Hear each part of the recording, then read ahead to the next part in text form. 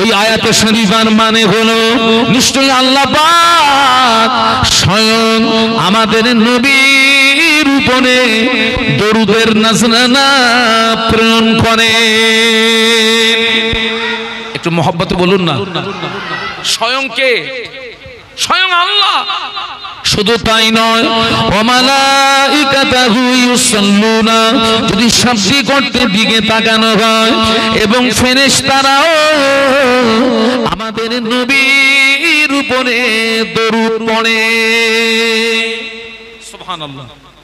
এই যে আল্লাহ যে আমাদের নবীর উপরে দরুদের নজরানা প্রেরণ করেন, ফেরেশতারা নবীর উপরে দরুদ পড়ে, এটা কোনো সময়ের সঙ্গে সীমাবদ্ধ নয়।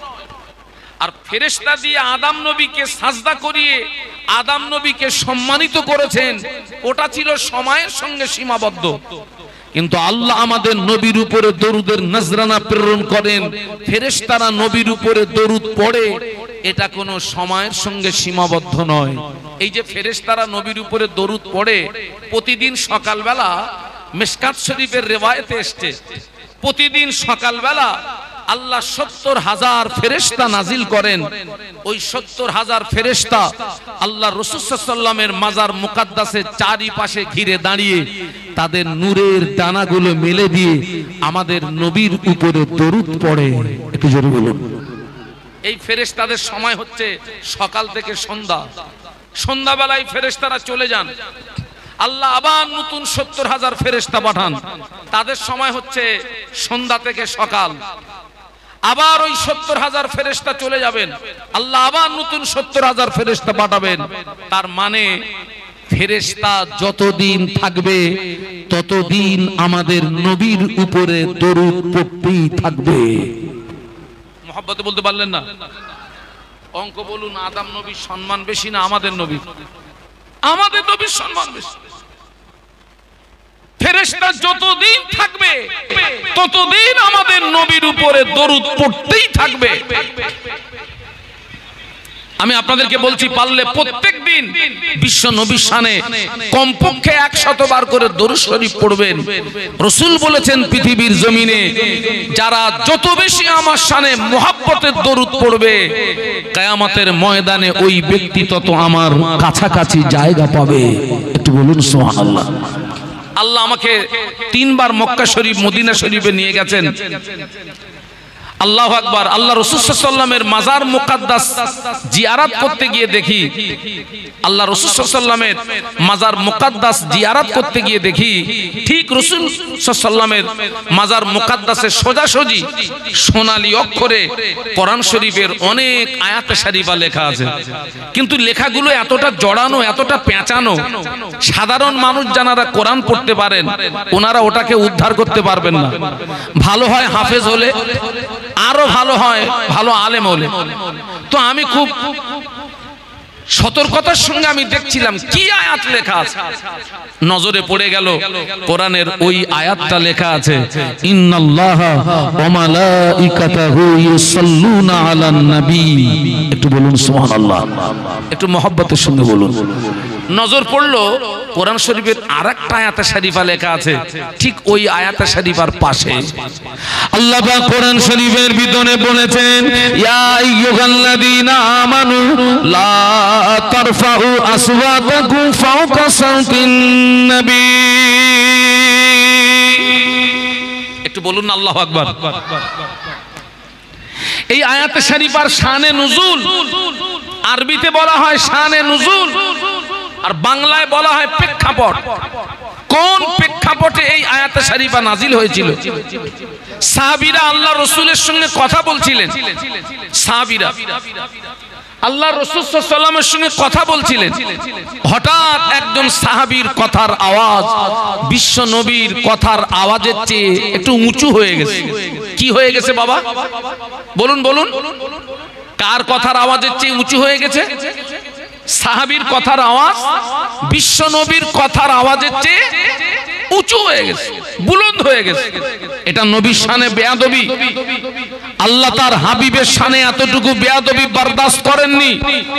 সঙ্গে সঙ্গে কোরআন নাজিল করলেন, ইয়া আইয়ুহাল্লাযীনা আমানু, হে বিশ্বের ঈমানদার সম্প্রদায়, লা তারফাউ আসওয়াতাকুম ফাওকা সাওতিন নবী, খবরদার তোদের কথার আওয়াজ আমার হাবিবের আওয়াজের উপরে যেন উঁচু না হয়। তোদের আওয়াজ আমার হাবিবের আওয়াজের উপরে যদি উঁচু হয়ে যায়, আনতাবাতা আমালুকুম, আমি আল্লাহ পাক তোদের জীবনের আমল বরবাদ করে দেব। ওয়া আনতুম লা তাশউরুন, আমি আল্লাহ পাক তোদের জীবনের ইবাদত কি করে বরবাদ করব কিছুই বুঝতে পারবি না। আমার মনে প্রশ্ন জাগলো, এই আয়াত শরীফা এখানে লেখা কেন?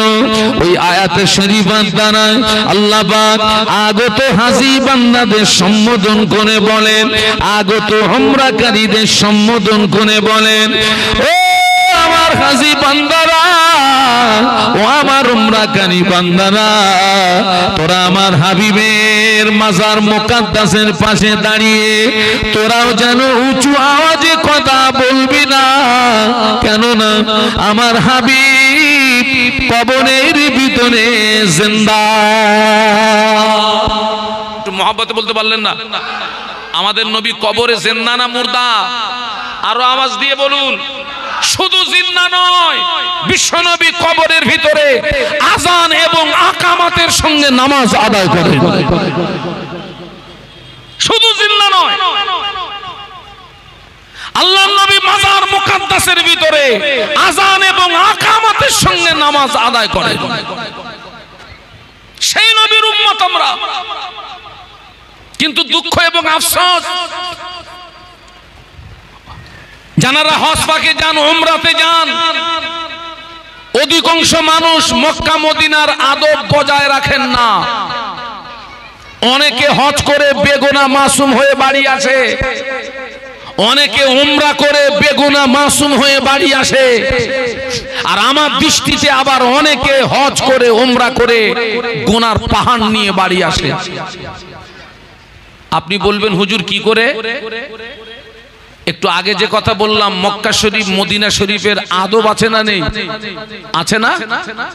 অধিকাংশ হাজিরা, অধিকাংশ ওমরাকারীরা মক্কা মদিনার আদব বজায় রাখেন না।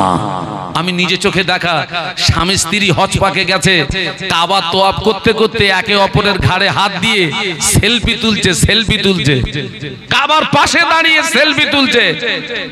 করা যাবে? সাধারণ বিবেক দিয়ে কি বলে? কাবা শরীফের আদব আছে না নাই? আরে মিয়ারা কথা বলেন না কেন? আছে না নাই? কি সর্বনাশ করছেন আপনি? মক্কা শরীফ মদিনা শরীফের আদব কারা বজায় রেখেছিলেন? চার ইমামের এক ইমাম, ইমাম মালিক রহমাতুল্লাহ আলাইহি। কি নাম বলেছি? ইমাম মালিক রহমাতুল্লাহ। ইমাম মালিক রহমাতুল্লাহ আলাইহি হজ পাকে যাবেন। ইমাম মালিক রহমাতুল্লাহ আলাইহির জমানায় প্লেন ছিল না, জলজাহাজ ছিল না। উনি হজ পাকে গেছিলেন ঘোড়ার পিঠে সওয়ার হয়ে। বাবা, যারা জলজাহাজে হজে গিয়েছেন ওই ছিল আদি হজ। ওই যে আব্বা কি দাদা কি চাচাকে জাহাজে তুলে দিলাম, ও আব্বা চাচা দাদা জীবিত আছে না মৃত আছে এ খবর ছিল না। আর এখন বাড়ির থেকে এয়ারপোর্ট পর্যন্ত যাচ্ছে, গিয়ে ফোন করছে, হ্যালো এয়ারপোর্টে এসে গেছি। প্লেনে উঠে সেলফি তুলে বাড়ি পাঠাচ্ছে, হ্যালো প্লেনে বসে গেছি। আবার ওখান থেকে জেদ্দায় নেমে ফোন করছে, হ্যালো জেদ্দায় নেমে গেছি। আবার কাবায় গিয়ে সেলফি তুলে বাড়ি পাঠাচ্ছে, কি কামাই ধুমতিছি দেখ। আহা, আল্লাহ ওদেরকে হেদায়েত দিন, বলুন আল্লাহুম্মা আমিন। মুজাদ্দিদে জামানের জীবনের হজ ছিল 1330 সাল। কত সাল বললাম? ওই 1330 সালে হুজুরের সঙ্গী ছিলেন আল্লামা রুহুল আমিন রহমাতুল্লাহ আলাইহি, সঙ্গী ছিলেন মুজাদ্দিদে জামানের বড় সাহেবজাদা এবং স্বয়ং সৌদি বাদশাহ। এনাদেরকে রাসূল সাল্লাল্লাহু আলাইহি ওয়াসাল্লামের মাজার মুকাদ্দাসের গ্রাউন্ডের ভিতরে একটা রাত থাকার সুযোগ করে দিয়েছিলেন। একটু মহব্বতে বলা গেল না? একটু আওয়াজ দিয়ে বলা গেল না? ইমাম মালিক রহমাতুল্লাহ আলাইহি মক্কা মদিনার আদব বজায় রেখেছেন। দেখুন ইমাম মালিক রহমাতুল্লাহ আলাইহি হজ পাকে রওনা হলেন, ঘোড়ার পিঠে সওয়ার হলেন, সঙ্গী সাথীরা ঘোড়ার পিঠে সওয়ার হয়েছেন, মক্কা শরীফে চলে গেলেন। আমার ভাইরা, হজ হয় মক্কাতে, মদিনাতে হজের কোন রকম নাই। ইমাম মালিক রহমাতুল্লাহ আলাইহি কাবা তওয়াফ করলেন, মাকামে ইব্রাহিমের নামাজ পড়লেন, সাফা মারওয়া সাই করলেন, মিনা মুজদালিফা আরাফাত অবস্থান করলেন। কিন্তু ইমাম মালিক রহমাতুল্লাহ আলাইহি মক্কার জমিনে পায় জুতো দিতেন না। একটু সুবহানাল্লাহ বলুন। কোথায় পায়ে জুতো দিতেন না? না মক্কা না মদিনা, টোটাল মক্কা মদিনায় পায়ে জুতো দিতেন না। এখানে হাজী সাহেব কারা আছেন একটু হাত তুলে দেখান তো। মক্কা শরীফ মদিনা শরীফ তো পাথর এলাকা, সূর্যের তাপ যখন বেশি হয় পাথর গরম হয়। আমি একটু টেস্ট করেছিলাম যে ইমাম মালিক তো খালি পায়ে হেঁটেছিলেন, আমিও তো হজে এসে একটু খালি পায়ে হাঁটি না, শুধু জুতোর থেকে পাটা খুলে জমিনে দিয়েছি। ওই তাবা যেরকম আগুনে রেখে রুটি দিলে স্যাক করে ওঠে, বাবা পারবো না। ও কি আদব করেছিলেন মক্কা শরীফ মদিনা শরীফে। মক্কা শরীফ মদিনা শরীফের জমিনে ইমাম মালিক রহমাতুল্লাহ আলাইহি পায়ে জুতো দিতেন না। কথাটা বলতে গিয়ে আরেকটা কথা মনে পড়ে গেল। মুজাদ্দিদুজ জামানের প্রধানতম খলিফা আল্লামা রুহুল আমিন রহমাতুল্লাহ আলাইহি ফুরফুরা শরীফে যখন পীরের দরবারে যেতেন, মুজাদ্দিদুস সম্মানার্থে ফুরফুরার জমিনে পায়ে জুতো দিতেন না। একটু মহব্বতে বলা যায় না? ভাই আপনি কিন্তু খুব ডিস্টার্ব করছেন ভাই। হ্যালো, আপনি যা করবেন একবার করে নেন ভাই। আপনার চেয়ে আমার এই আমি যে মানে শ্রোতাদের চেহারা দেখতে পাচ্ছি না ভাই। দরুদ শরীফ আল্লাহুম্মা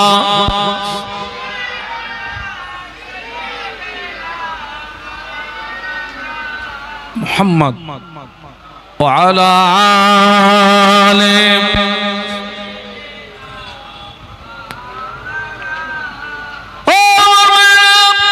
ইমাম মালিক রহমাতুল্লাহ আলাইহি মক্কা শরীফে ঘোড়ার পিঠে উঠেছেন, ঘুরেছেন, উঠেছেন, ঘুরেছেন, কিন্তু পায়ে জুতো দেন না।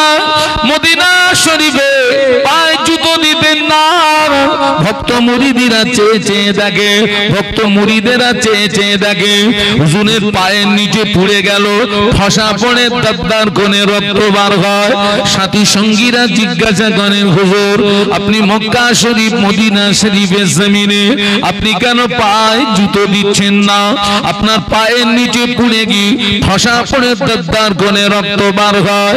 ইমাম মালিক রহমাতুল্লাহ আলাইহি বলেছিলেন, ও আমার সঙ্গী সাথীরা, এই মক্কা মদিনার জমিনে আমার নবী কত হাঁটাহাঁটি করেছেন, আমার নবী কত চলাফেরা করেছেন, আমার নবীর পায়ের নকশা, আমার নবীর পায়ের ছাপ কোথায় পড়ে আছে আমি ইমাম মালিক জানি না। আমি যদি জুতো পায়ে দিয়ে হাঁটি, আমার জুতোটা যদি বিশ্ব নবীর নকশে কদমের উপরে পড়ে যায়, নবীর সঙ্গে বেয়াদবি হয়ে যাবে, আল্লাহ নারাজ হবে, নবী অসন্তুষ্ট হবে।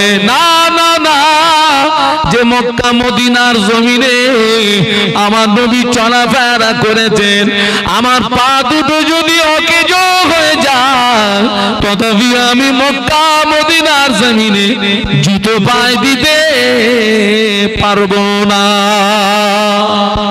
একটু মোহব্বতে বল না বাবা। কি আদব! সেই আদব আমাদের ভিতরে নেই। রাসূলের আদর্শ হচ্ছে বড়রা ছোটদেরকে স্নেহ করবে আর ছোটরা বড়দেরকে কি করবে? সম্মান করবে। বড়রা ছোটদের কি করবে?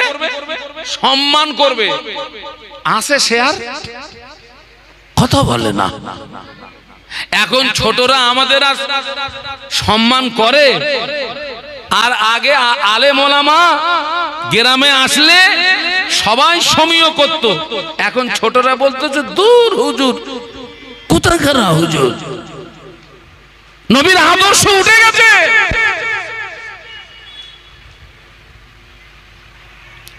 শুধু নবী দিবস উদযাপিত করলে হবে না, এখান থেকে কিছু নিতে হবে।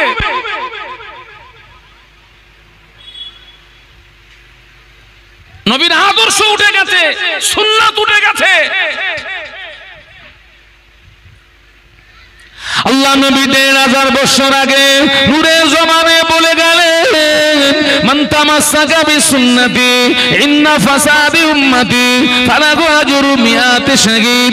আল্লাহ নবী বললেন, আখির জামানায় আমি রাসূলুল্লাহ আমার যে সমস্ত সুন্নাতগুলো বিলুপ্ত হয়ে যাবে, আখির জামানায় আমি রাসূলুল্লাহ আমার যে সমস্ত সুন্নাতগুলো হারিয়ে যাবে, আমার কোন উম্মতি ওই রকম একটা হারিয়ে যাওয়া সুন্নাতের উপরে যদি আমল করতে পারে, ওই রকম একটা হারিয়ে যাওয়া সুন্নাতকে যদি জিন্দা করতে পারে, আল্লাহ পাক ওই ব্যক্তির নামায় আমলে আমার আল্লাহ ১০০ শহীদের সওয়াব দিয়ে দেবে। একটু মহব্বতে বলেন না। সালাম দেওয়া কি? সালাম দেওয়া সবাই মিলে বলুন সুন্নাত। জবাব দেওয়া, ছোটদেরকে বড়রা সালাম দেবেন, এই সুন্নাতটা হারিয়ে যাচ্ছে সমাজ থেকে। বড়রা ছোটদেরকে সালাম দেবেন, স্ত্রীকে সালাম দেবেন, ছেলেকে সালাম দেবেন, মেয়েকে সালাম দেবেন। এই সুন্নাত সমাজ থেকে হারিয়ে গেছে। আমরা বাড়িতে গিয়ে সালাম দিই না। অনেকে বলে বাড়ি সালাম দিলে তো বিবির ওয়েট বেড়ে যাবে। তো কি মানুষ না? আপনি ঘরে প্রবেশ করে সালাম দিচ্ছেন, আসসালামু আলাইকুম। কি বললেন আপনি? হে গৃহবাসী, তোমাদের উপরে আল্লাহ পাকের রহমত বর্ষিত হোক। সুবহানাল্লাহ বলুন। তারা আপনাকে উত্তর দেবে ওয়া আলাইকুমুস সালাম। আপনি যা বললেন সেটা আপনাকে ফিরিয়ে দিল, আপনার উপরেও আল্লাহ পাকের রহমত বর্ষিত হোক। একটু বলুন না সুবহানাল্লাহ। আজকে সালাম উঠে গেছে, নবীর আদর্শ উঠে গেছে। আল্লাহ আমাদেরকে হেদায়েত দান, বলুন আল্লাহুম্মা আমিন। কোন কথা বলতে এই পর্যন্ত এসেছি, ওর যেন হারিয়ে ফেলবেন না। টোটাল নবীকে যা দিয়েছেন, একা আমাদের নবীকে সব দিয়েছেন। বলতে বলতে আমি এই পর্যন্ত এসেছি। ইমাম মালিক রহমাতুল্লাহ আলাইহি মক্কা মদিনার জমিনে জুতো পায় দিতেন না, কিন্তু মক্কাতে যতদিন ছিলেন ঘোড়ার পিঠে উঠেছেন, ঘুরেছেন, উঠেছেন, ঘুরেছেন। কিন্তু মক্কা থেকে যখন মদিনাতে যাচ্ছেন, মদিনার বর্ডারে যেই এসছেন, ঘোড়ার পিঠ থেকে নেমে পড়লেন, পায়ে জুতোও নেই, ঘোড়ার পিঠেও উঠছেন না। ঘোড়ার রশিটাকে ধরে খালি হাতে খালি পায়ে রাসূল পাক সাল্লাল্লাহু আলাইহি ওয়াসাল্লামের মাজার মুকাদ্দাসের দিকে এগিয়ে চলেছেন। মক্কাতে কি ছিল? পায়ে জুতো ছিল না, কিন্তু ঘোড়ার পিঠে সাওয়ার হয়েছিলেন। কিন্তু মদিনাতে পায়ে জুতোও নেই এবং ঘোড়ার পিঠে উঠছেন না। আল্লাহ নবী ১৫০০ বছর আগে নূরের জবানে বলে গেলেন, মানজারা কবরি বাদা ওয়াফাতি ফাকান্নামা দারানি ফি হায়াতি। আল্লাহ নবী বললেন, আমি রাসূলুল্লাহ আমার ইন্তেকালের পরে আমার কবরটা যে জিয়ারত করলো, আমার মাজারটা যে জিয়ারত করলো, আমি আল্লাহ নবী বলছি ওই ব্যক্তিটা যেন আমার জীবিত অবস্থায় আমার সঙ্গে তার দিদার নসিব হলো। জোরে বলতে পারলেন না? মহব্বতে বলতে পারলেন না? তাকবীর দেন তো, নারায়ে তাকবীর। জোরে বলেন তো, নারায়ে তাকবীর। আল্লাহ নবী পরে বললেন, মানজারা কবরি ওয়াজাবাত লাহু শাফাতি, মানজারা কবরি ওয়াজাবাত লাহু শাফাতি। আল্লাহ নবী বললেন, আমি রাসূলুল্লাহ আমার ইন্তেকালের পরে আমার কবরটা যে জিয়ারত করলো, আমার মাজারটা যে জিয়ারত করলো, আমি আল্লাহ নবী বলছি কিয়ামতের ময়দানে ওই ব্যক্তির জন্য সুপারিশ করাটা আমি রাসূলুল্লাহর পক্ষে ওয়াজিব হয়ে গেল। আমাদের ছেলেরা তো বছরে দিঘায় যায়। কোথায় যায়? কথা বলে না। দিঘা, আমি ওদেরকে বলেছি ওই দিঘার পয়সাগুলো গুছিয়ে গুছিয়ে রাখ, গুছিয়ে গুছিয়ে রাখ, ওই দিঘার পয়সাগুলো গুছিয়ে গুছিয়ে রাখ। পারলে একটু ওমরায় যা, ওমরায় যা, ওমরায় যা, একটু মক্কা শরীফে যা, একটু মদিনা শরীফে যা। মক্কা শরীফে আছে খানায় কাবা, মদিনা শরীফে আছে কাবার কাবা। একটু জোরে বলুন। আমাদের নবী হচ্ছেন কাবার কাবার কাবা। আল্লাহ রসুল যেদিন মক্কা থেকে মদিনায় হিজরত করেছিলেন ওই দিনটা ছিল দুঃখের দিন, কষ্টের দিন। কিন্তু রাসূলুল্লাহ মদিনা থেকে যেদিন মক্কা জয় করে যেদিন মক্কায় ফিরে এসেছিলেন সাহাবীদের নিয়ে, ওই দিন ছিল আনন্দের দিন, খুশির দিন। আল্লাহর নবী ওই আনন্দের দিনে হাফসি বেলালকে ডেকে বললেন, বেলাল আজকের আমাদের আনন্দের দিন, বেলাল তুমি একটু আজান দাও না। ইয়া রাসূলুল্লাহ আমি কোথায় আজান দেব? আল্লাহ নবী বললেন, বেলাল এতদিন জমিনে দাঁড়িয়ে আজান দিয়েছ, ও বাবা বেলাল আজকে আমাদের আনন্দের দিন, আজকে আমাদের খুশির দিন, আজকে জমিনে দাঁড়িয়ে না, আমি আল্লাহ নবী বলছি আজকে তুমি খানায় কাবার ছাদের উপরে দাঁড়িয়ে আজান দাও। একটু মহব্বতে বলুন। কাবা শরীফের চারিদিকে ফিরে আজান দেওয়া যায়, কাবা শরীফের চারিদিকে ফিরে নামাজ পড়া যায়। বেলাল হুজুর কাবার ছাদের উপরে, এখন সামনে কি আর কাবা আছে নাকি? আছে আছে আছে। উনি যখন কাবার ছাদে উঠে গেছেন সামনে আর কাবা আছে? কাবা তো নিচে। হুজুর ওখান থেকে আওয়াজ দিলেন, ইয়া রাসূলুল্লাহ হুজুর আমার সামনে তো এখন আর কাবা নাই, হুজুর আমি কোন দিকে ফিরে আজান দেব? আল্লাহ নবী বললেন, বেলাল তুমি কাবার ছাদের উপরে দাঁড়িয়ে রাসূলুল্লাহ আমার দিকে ফিরে আজান দাও, কেননা আমি আল্লাহর নবী, আমি হলাম কাবার কাবা।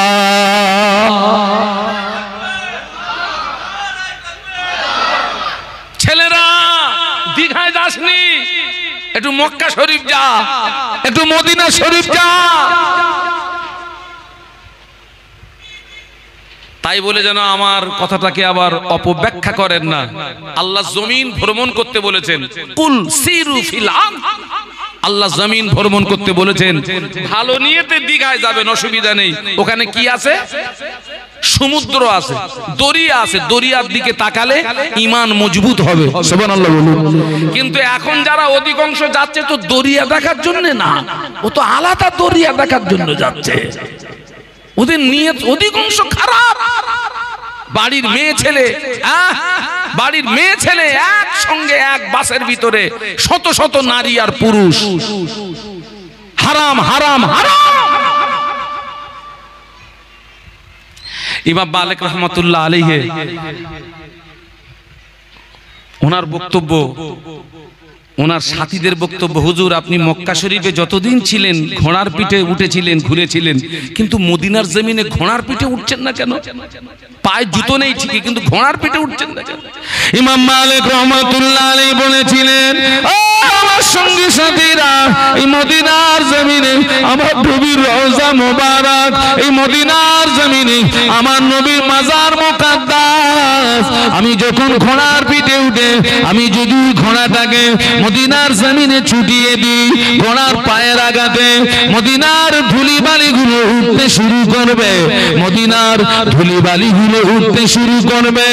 এই মদিনার জমিনে আমার নবীর রওজা মুবারক, এই মদিনার জমিনে আমার নবীর মাজার মুকাদ্দাস, আমার ঘোড়ার পায়ের ওই ধুলিকণা একটা উড়ে আল্লাহর নবীর মাজার মুকাদ্দাস পর্যন্ত যদি পৌঁছে যায়, নবীর সঙ্গে বেয়াদবি হয়ে যাবে, আল্লাহ পাক নারাজ হয়ে যাবে। আমার সঙ্গী সাথীরা, যে মদিনার জমিনে আমার নবীর রওজা মুবারক, যে মদিনার জমিনে আমার নবীর মাজার মুকাদ্দাস, আমি ইমাম মালিক ওই মদিনার জমিনে ঘোড়ার পিঠে উঠতে পারবো না। একটু মোহাব্বত বলুন না, একটু আওয়াজ দিয়ে বলুন না। এটা আদব, এটা কি একটু বলুন বলুন। অধিকাংশ হাজিদের ভিতরে আদব নেই। ও টাকা খরচ করে কেউ যায় হজ করতে আর কেউ যায় মক্কা মদিনা ঘুরতে। এখানে আরো ব্যাখ্যা আছে। সব হাজির হজ আল্লাহর দরবারে কবুল হয় না। কি বলেছি বাবা?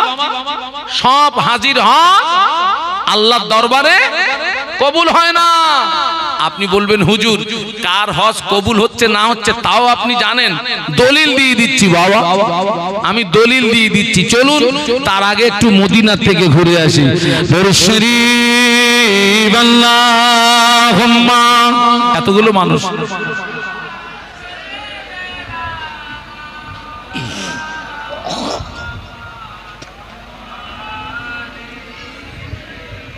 আল্লাহু আকবার, এতগুলো মানুষ।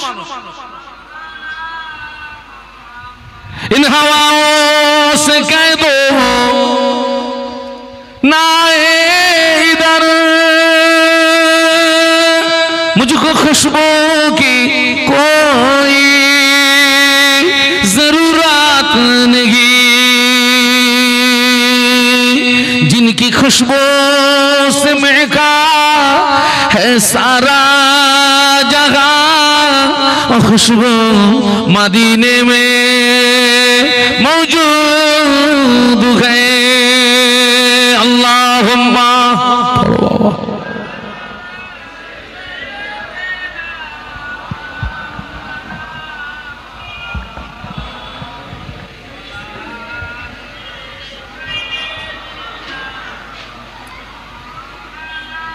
সবাই একটু জবান খুলে বলুন আল্লাহু আকবার। আর একটু আওয়াজ তুলুন বলুন আল্লাহু আকবার। আর একটু আওয়াজ তুলুন বলুন আল্লাহু আকবার। বাংলা মানে কি? আল্লাহু আকবারের বাংলা মানে আল্লাহ মহান। কে মহান? আল্লাহকে ডাকলে আল্লাহ খুশি হয় না, রেগে যায়। আল্লাহ কোরআনে বলেছেন উদউনি আস্তাজিব লাকুম, বান্দা তুই আমাকে ডাক, আমি আল্লাহ তোর ডাকে সাড়া দিয়ে থাকি। একটু বলুন সুবহানাল্লাহ। ছেলেরা যুবকেরা মক্কা মদিনায় যেতে বলেছি, তবে জেনে রেখে দিবি বাবা সব হাজির হজ কবুল হয় না বাবা। হজ কবুলিয়াতের শর্ত হলো তিনটি। কটা বলেছি? এক নাম্বার টাকা হালাল হওয়া, নো নো নো। এক নাম্বার নিয়ে আল্লাহর সন্তুষ্টির উদ্দেশ্য হওয়া, দুই নাম্বার শর্ত হলো টাকা হালাল হওয়া, তিন নাম্বার শর্ত হলো কারোর হক ফাঁকি না মারা। কটা হলো? আরেকবার বলছি। এক নাম্বার শর্ত হলো নিয়ত আল্লাহর সন্তুষ্টির উদ্দেশ্য হওয়া, দুই নাম্বার শর্ত হলো টাকাটা হালাল হওয়া, তিন নাম্বার শর্ত হলো কারোর হক ফাঁকি না মারা।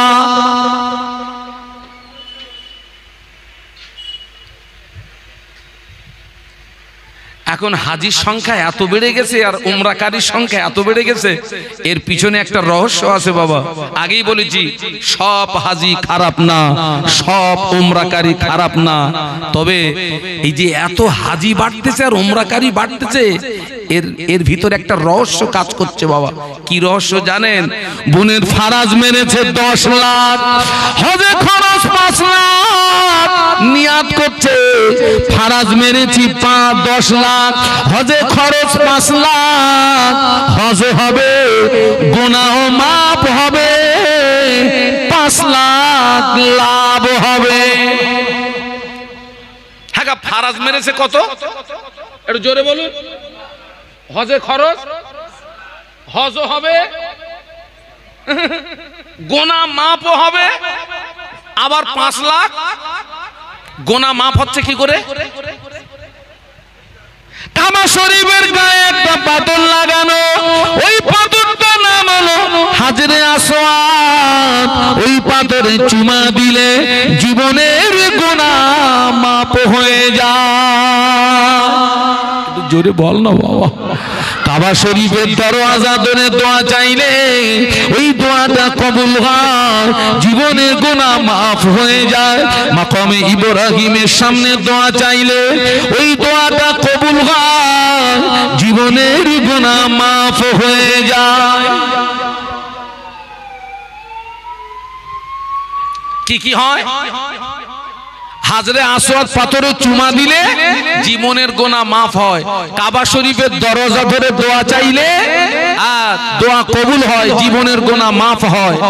আর আর মাকামে ইব্রাহিমের সামনে দাঁড়িয়ে দোয়া করলে দোয়া কবুল হয়, জীবনের গুনাহ মাফ হয়। এ বেটা, এ কোথায় আছিস? বস বস।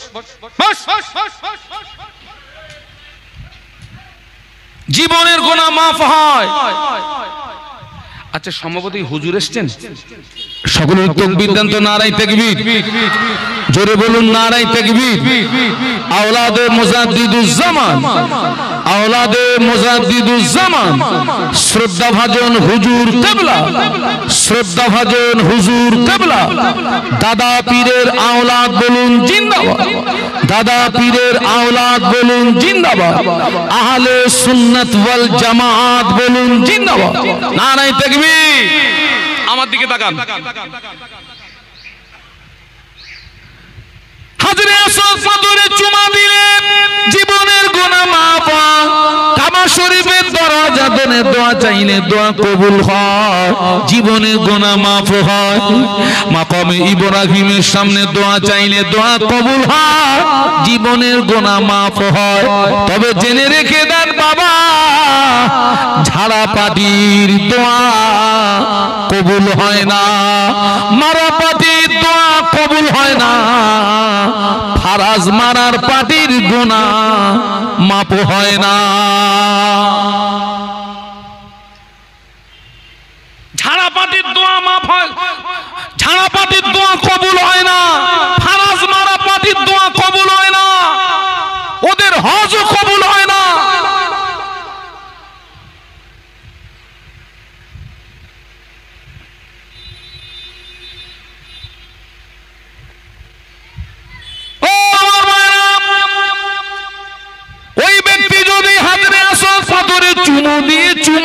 চুমা দিয়ে পাথরটাকে যদি পুরো তুলেও আনে, হক মারার গুনাহ মাপ হবে না।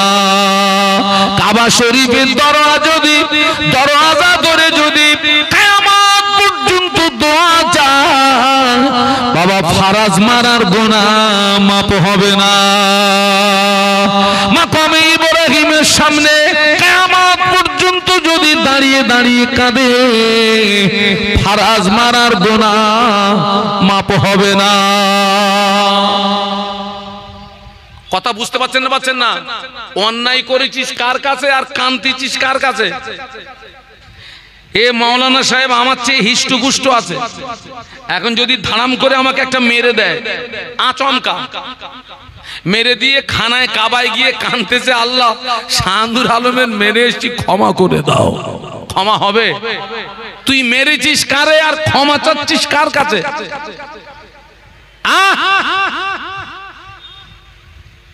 সব হাজির আজ কবুল হয় না।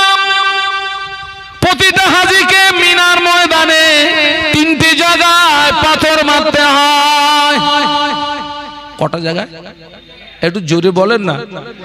বড় শয়তান, মেজ শয়তান, ছোট শয়তান, 3টে জায়গায় পাথর মারতে হয়। এক একটা জায়গায় 21টা করে পাথর মারতে হয়। 21টা মানে 3 21 63, 3 21 63 লক্ষ লক্ষ হাজি পাথর মারে। হজের পিরিয়ডে ওই পাথর তোলার অনুমতি নাই। হজের পিরিয়ডে হাজিদের মারা পাথর সরিয়ে নিয়ে যাওয়ার অনুমতি নাই। পাথর যদি তোলা না হয়, পাথর যদি সরানো না হয়, ওখানে তো পাথরের পাহাড় হয়ে যাওয়ার কথা, ওখানে তো পাথরের টিলা হয়ে যাওয়ার কথা। চামড়ার চোখে দেখে এসেছি, ওখানে পাথরের পাহাড় নাই, ওখানে পাথরের টিলা নাই।